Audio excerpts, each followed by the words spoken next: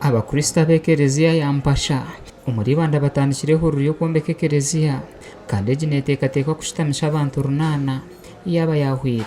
okurugirira hari mukuru wabombeka Robert Mutatina egi neteekateeka kuba mu myaka 10 erikubarwamu sente ezirikurenga omuri miliyoni 8 eyine capacity yo kwakomodatinga abakristu runana twatwagimazire ekituteekateeka kugira ngo mbwire buke ruhanga ry'omuhwezi witu tusakukora ki kureba ngu twagimarire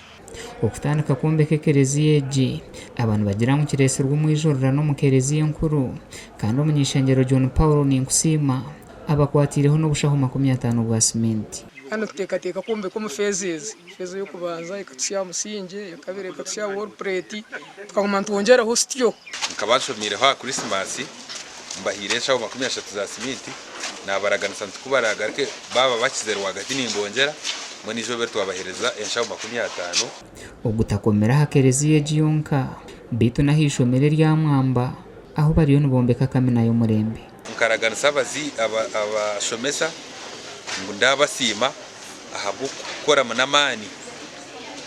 bakongera mu extra hours bakora weekend bakora mu buhumuro kurangwa abana bihangeri babake Gashakwa Timothy Mushabe.